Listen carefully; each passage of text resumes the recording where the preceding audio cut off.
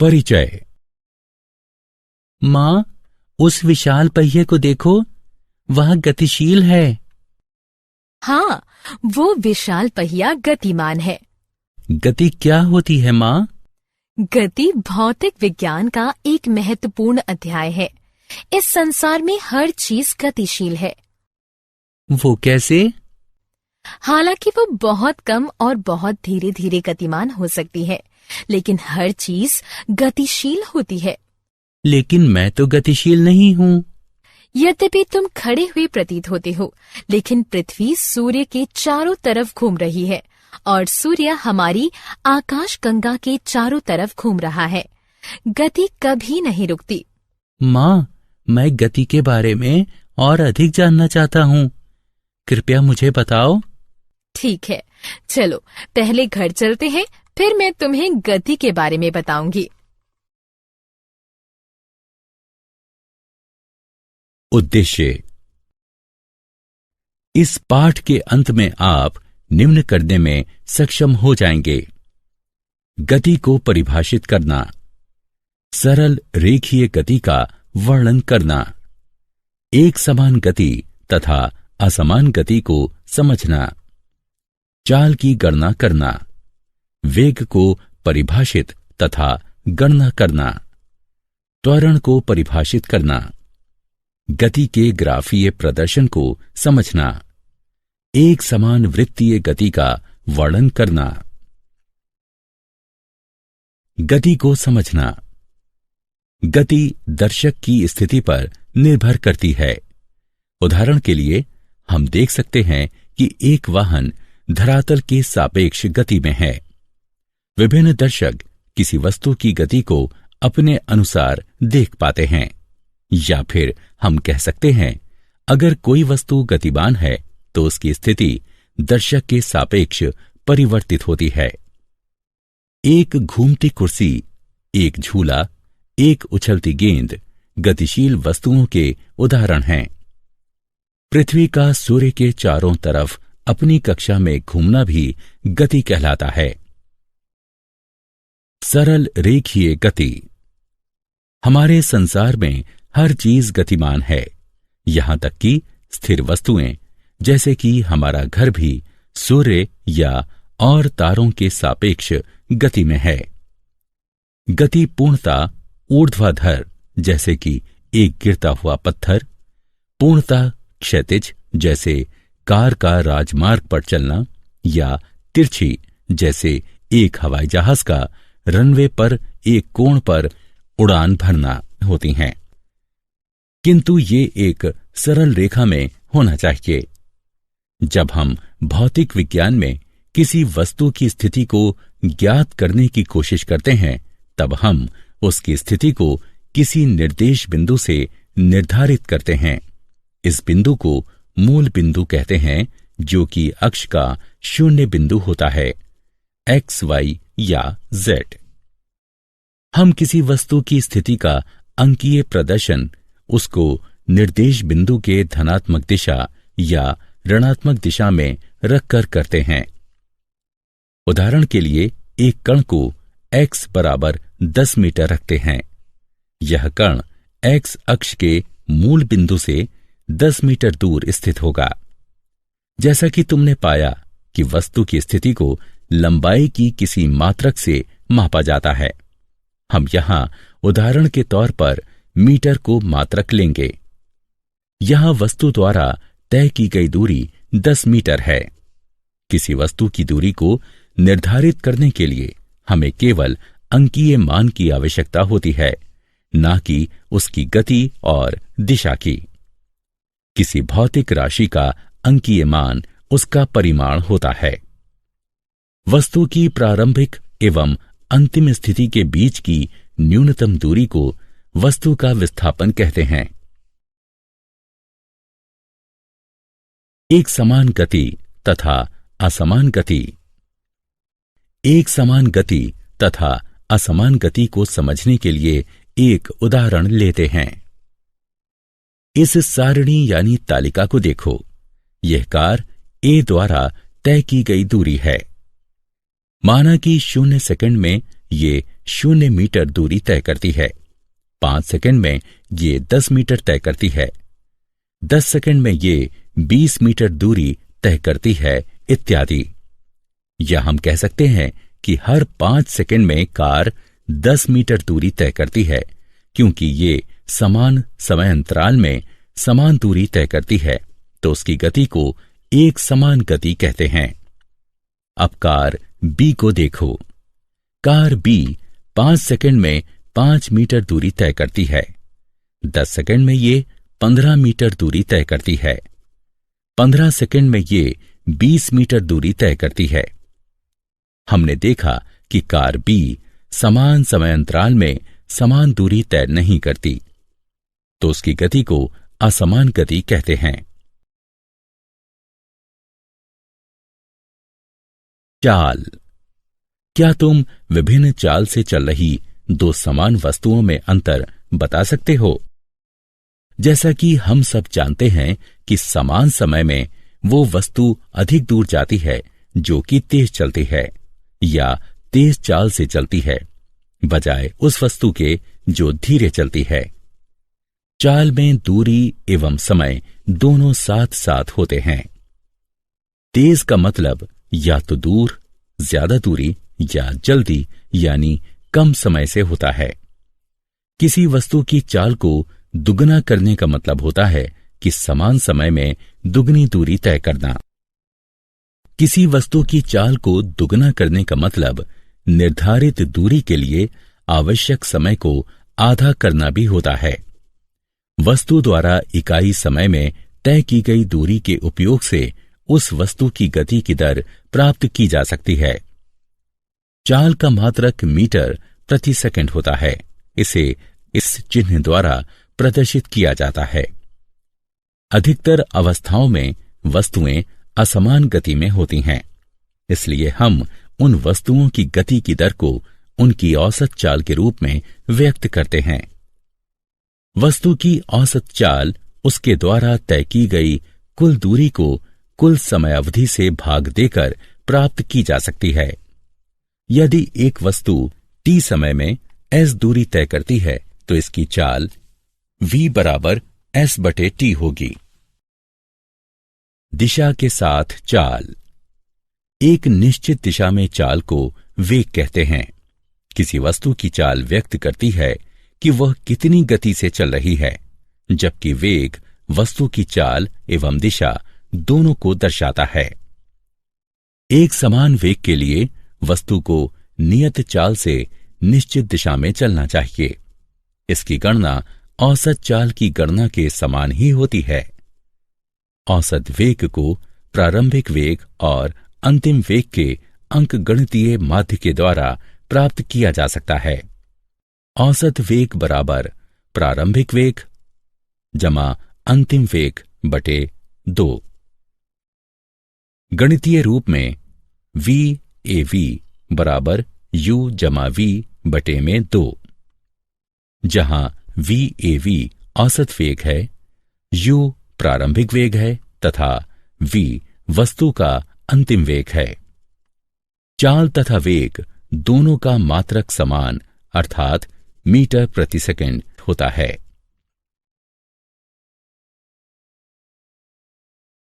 वेग में परिवर्तन की दर। वस्तु के प्रति इकाई समय में वेग परिवर्तन की माप को त्वरण कहते हैं। एक दिशा में त्वरण वस्तु की गति के बढ़ने या घटने का माप है। त्वरण वेग के परिमाण एवं दिशा में परिवर्तन की दर को व्यक्त करता है।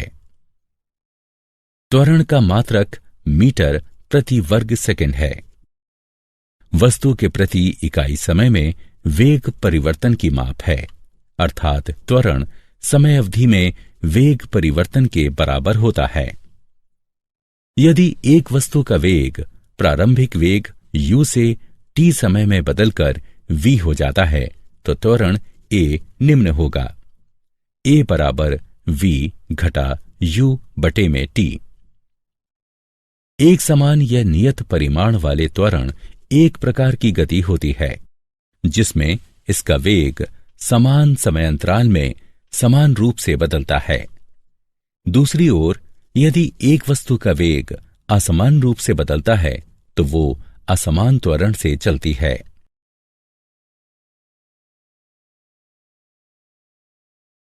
उदाहरण, चलो एक रेसिंग कार का उदाहरण लेते हैं। यह प्रारंभ से अंतिम तक 10 मिनट या 0.17 घंटे में 23 किलोमीटर दूरी तय करती है। हमको इसकी औसत चाल तथा औसत वेग की गणना करनी है। हमें पता है कि औसत चाल तय की गई कुल दूरी को कुल समय अवधि से भाग देकर प्राप्त किया जा सकता है। अर्थात औसत चाल 23 किलोमीटर दूरी को 0.17 घंटे से भाग देने पर 135.29 किलोमीटर प्रति घंटे के बराबर आएगा। उसी प्रकार से औसत वेग कुल विस्थापन को कुल समय अवधि से भाग देकर प्राप्त किया जा सकता है। जैसा कि हम चित्र में देख सकते हैं कि कुल विस्थापन 4 किलोमीटर है। इसीलिए औसत वेग 4 किलोमीटर को 0.17 घंटे से भाग देने पर 23.53 किलोमीटर प्रति घंटे के बराबर आएगा।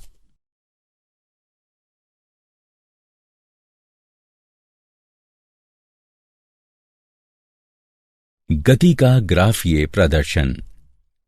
एक ग्राफ दो प्रकार के आंकड़ों में संबंध का चित्रीय प्रदर्शन है, जिसमें एक प्रकार के आंकड़े निर्भर चर तथा दूसरे प्रकार के आंकड़े स्वतंत्र चर होते हैं। विस्थापन। क्योंकि विस्थापन एक निर्भर भौतिक राशि है, इसलिए समय ग्राफ में इसको y अक्ष पर प्रदर्शित किया जाता है तथा समय स्वतंत्र राशि है, अतः इसे x अक्ष पर प्रदर्शित किया जाता है। अगर किसी वस्तु की स्थिति समय के साथ बदलती है तो वो गतिशील है। यदि कोई वस्तु समान समय अंतराल में समान विस्थापन तय करती है तो ग्राफ x अक्ष पर एक सीधी रेखा होगी जो एक समान गति को प्रदर्शित करता है। यदि ग्राफ एक वक्र है तो वो असमान गति को प्रदर्शित करता है। विस्थापन समय ग्राफ का ढलाव वस्तु के वेग को प्रदर्शित करता है। हम इसके बारे में एक छोटे से क्रियाकलाप के बाद विस्तार से जानेंगे।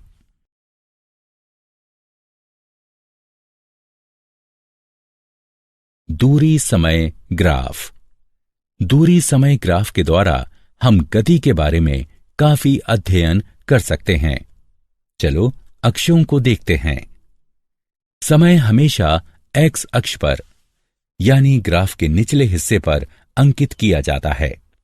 x अक्ष पर जितना दाईं तरफ बढ़ेंगे उतना ही समय प्रारंभ से ज्यादा होगा। दूरी हमेशा y अक्ष पर यानी ग्राफ की भुजा पर अंकित किया जाता है। ग्राफ में हम जितना ऊपर की तरफ बढ़ेंगे उतनी ही प्रारंभ से दूरी ज्यादा होगी। यदि कोई वस्तु गतिशील नहीं है तो उसको दूरी समय ग्राफ पर एक क्षैतिज रेखा से प्रदर्शित किया जाता है। हम देख सकते हैं कि अगर समय ग्राफ में दाईं तरफ बढ़ रहा है लेकिन दूरी में कोई परिवर्तन नहीं हो रहा है तो वो गतिशील नहीं है। हम ये कहते हैं कि वो वस्तु स्थिर है। यदि कोई वस्तु एक नियमित गति से गतिमान है तो वो दिए गए समय में समान दूरी से बढ़ेगी। ग्राफ में हम देख सकते हैं कि समय दाईं तरफ बढ़ रहा है तथा दूरी समय के साथ नियमित बढ़ रही है। इसका मतलब है कि वस्तु नियत गति से चलती है। नियत गति को ग्राफ में एक सीधी रेखा से प्रदर्शित किया जाता है। वेग समय ग्राफ। वेग समय ग्राफ को चाल समय ग्राफ भी कहा जाता है। चाल समय ग्राफ दूरी समय ग्राफ जैसा दिखाई पड़ता है। समय x अक्ष पर अंकित किया जाता है। चाल या वेग हमेशा y अक्ष पर अंकित किया जाता है।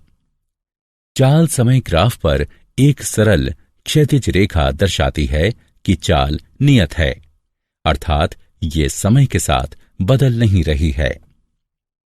जब ग्राफ बढ़ती चाल को दर्शाता है तब गतिशील वस्तु त्वरित हो रही है।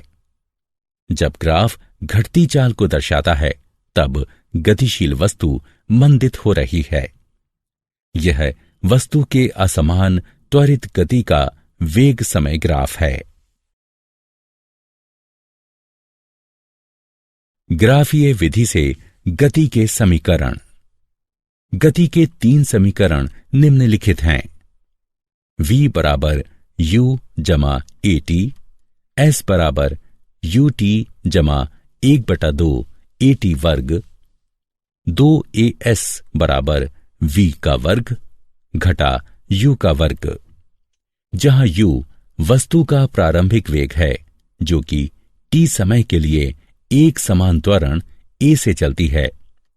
v अंतिम वेग है तथा t समय में वस्तु के द्वारा तय की गई दूरी s है। पहला समीकरण वेग एवं समय में संबंध व्यक्त करता है। दूसरा समीकरण समय एवं स्थिति के बीच संबंध व्यक्त करता है। तीसरा समीकरण वेग एवं स्थिति के बीच संबंध व्यक्त करता है, जिसे पहले तथा दूसरे समीकरण से प्राप्त किया जा सकता है। वेग समय संबंध के लिए समीकरण। कोई वस्तु जो कि एक सरल रेखा में एक समान वेग से चल रही है, माना कि समय t बराबर 0 पर इसका एक समान त्वरण a है, जबकि इसका प्रारंभिक वेग u है। त्वरण के परिणाम स्वरूप इसका वेग t समय में बढ़कर v यानी अंतिम वेग हो जाता है तथा t समय में वस्तु s दूरी तय करती है। चित्र वस्तु की गति के वेग समय ग्राफ को दर्शाता है। vt ग्राफ का ढलाव गतिशील वस्तु का त्वरण दर्शाता है। अतः त्वरण बराबर ढलाव बराबर ab बराबर bc बटे ac बराबर v घटा u बटे t घटा o, अथवा a बराबर v घटा u बटे t, v घटा u बराबर at, v बराबर u जमा at, जो कि गति का पहला समीकरण है। समय स्थिति संबंध के लिए समीकरण। माना कि कोई वस्तु t समय में a त्वरण से s दूरी तय करती है। वस्तु के द्वारा तय की गई दूरी वेग समय ग्राफ में घिरे क्षेत्र द्वारा प्राप्त की जाती है। अतः तय की गई दूरी s बराबर समलंब ABDO का क्षेत्रफल बराबर आयत ACDO का क्षेत्रफल जमा DABC का क्षेत्रफल बराबर OD गुणा OA जमा 1/2 BC गुणा AC बराबर T गुणा U जमा 1/2 V घटा U गुणा T। हल करने पर हमें प्राप्त होगा बराबर UT जमा 1/2 V घटा U गुणा T। गति के पहले समीकरण से हम जानते हैं कि V घटा U बराबर AT है। यह हम लिख सकते हैं कि V बराबर U जमा AT। अतः S बराबर UT जमा 1/2 AT गुणा T। S बराबर UT जमा 1/2 AT वर्ग। यह गति का दूसरा समीकरण है।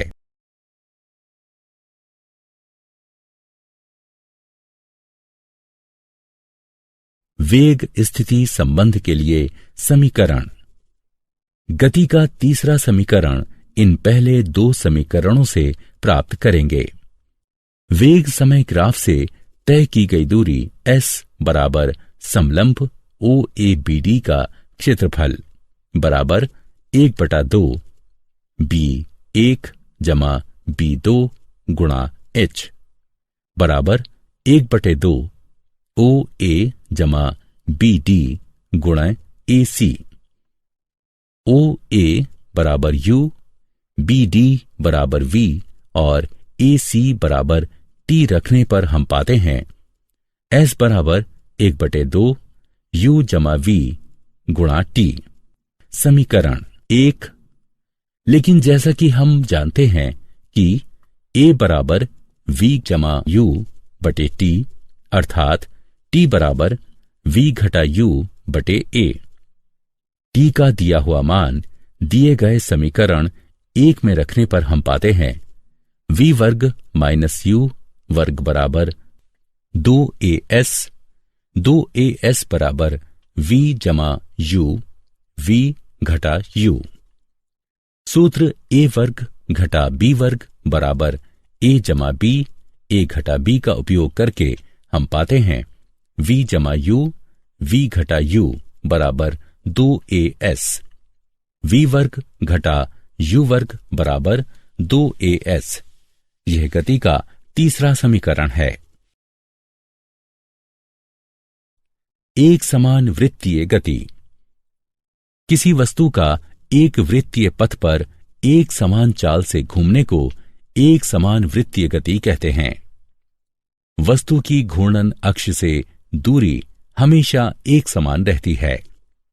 जब कोई वस्तु एक वृत्त में घूमती है तो उसकी दिशा निरंतर बदलती रहती है।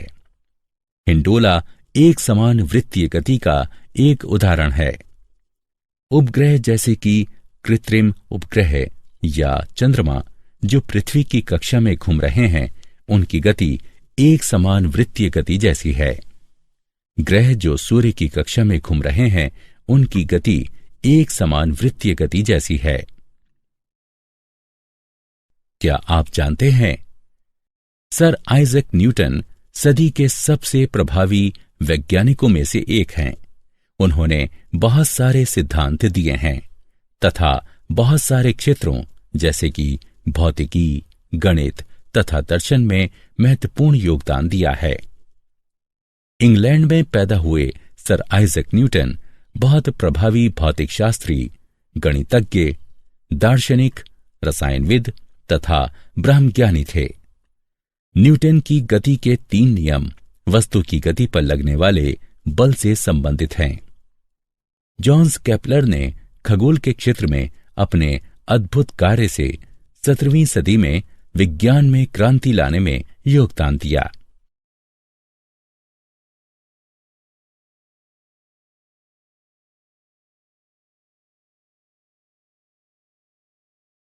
सारांश। आइए हमने जो कुछ सीखा है उसे संक्षेप में दोहराएं। स्थिति में परिवर्तन एक गति है। इसकी व्याख्या तय की गई दूरी या विस्थापन के रूप में की जा सकती है। एक वस्तु की गति का समान या असमान होना उस वस्तु के वेग पर निर्भर करता है जो कि नियत है या बदल रहा है। प्रति इकाई समय में वस्तु के द्वारा तय की गई दूरी उसकी चाल होती है और प्रति इकाई समय में हुआ विस्थापन उसका वेग होता है। किसी वस्तु का त्वरण प्रति इकाई समय में उसके वेग में होने वाला परिवर्तन है। ग्राफों के द्वारा वस्तु की समान और असमान गति को दर्शाया जा सकता है। एक समान त्वरण से चल रही एक वस्तु की गति की व्याख्या निम्न 3 समीकरणों के माध्यम से की जा सकती है। v बराबर u जमा at, s बराबर ut जमा 1/2 at वर्ग, 2as बराबर v वर्ग घटा u वर्ग, जहां u वस्तु का प्रारंभिक वेग है जो कि t समय के लिए एक समान त्वरण a से गति करती है।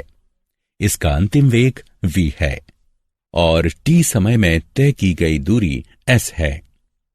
अगर कोई वस्तु वृत्तीय पथ पर एक समान चाल से चलती है तो उसकी गति को एक समान वृत्तीय गति कहा जाता है।